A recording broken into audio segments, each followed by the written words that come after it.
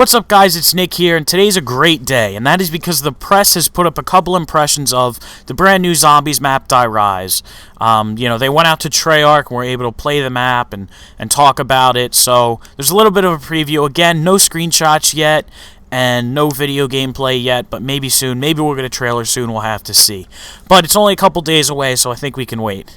Anyway, this one is from One of Swords. There's 3 sites, One of Swords, Polygon, and IGN. One of Swords, Dan Amrich, he actually works for Activision. He's a bit of a community outreach guy. He's a really great guy, and this is his impressions of the map. I also got a chance to play through some of the new Zombies level, Die Rise. You start in what appears to be a hotel lobby with a large desk, some stairs, and an elevator, and a whole lot of sky where the wall should be.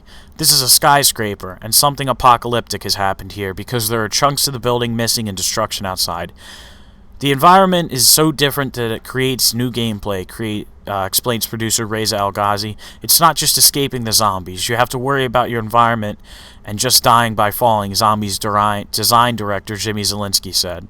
This brings a lot of verticality and risk to your movements, he said. If you run and turn the corner, that corner might not be there. Take it slow, find out where you are, and make a plan. And don't die. Despite that warning, I died. Earning a little money let my crew unlock a few doors, clear away rubble, and see just how bad the surroundings were. The path we explored revealed more and more of the rubble, a destroyed store, an abandoned inactive escalator, an open elevator shaft, holes in walls that led to unknown areas or just outside into thin air. At one point, I stepped forward only to slide into the remains of another building which is inverted. I found myself in a room where the dock and light fixtures were mounted upside down, for instance. I won't ruin any surprises, but you'll explore it soon enough, and when you do, tell me what you can build with the parts I found scattered around the ruins. But I will say that we found that if you get all 4 players in the elevator at the start of the level, something happens. So that is Dan Amrich, One of Swords. That's his impression of Die Rise the map. So obviously he's talking a lot about the environment here. And we're in an apocalypse scenario. Of course, we saw in the original trailer meteors crashing down through the sky. So there's holes in the building. The environment outside is all messed up. And I love the idea he talks about here about you really don't know where you're going sometimes. Things going down into unknown areas and all kinds of stuff. So the first time exploring this map is going to be really, really fun. However, from there on, it sounds like, there's going to be some exploration needed to be done, and really just memorizing the map is going to be your key to success on this one. And, of course, the elevator hint. I love that. As soon as I get my hands on this map, I'm going to get into that elevator. Next, we'll move on to a site here called Polygon. They only have a little tiny one, but we'll go over it anyway. Fans of Call of Duty Zombies mode will also get access to Die Rise, a new map for the cooperative multiplayer mode. Die Rise brings verticality to Zombies mode, starting players at the top floor of a destroyed high-rise building in China. Players must work together to climb down the building, avoiding hordes of undead along the way. What makes Die Rise so fascinating is its disorienting architecture. The map is dark and maze-like, with multiple pathways including some risky, deadly jumps that players can attempt to speed their descent. For the more careful player, other avenues, escalators, rickety elevators, can be accessed through teamwork and purchases. Given the multiple routes, it's easy to get lost and get separated from the group. So from this one talks a bit more about starting at the top and wanting to descend down this high-rise. So what is at the bottom? Why are we trying to get down there? What is at the bottom? Is it an open area, a place to just try and survive? I'm very, very intrigued. And when you go down a level, can you get back up? That's a question too. So I'm very, very interested to see how that one comes out. And finally here we have IGN.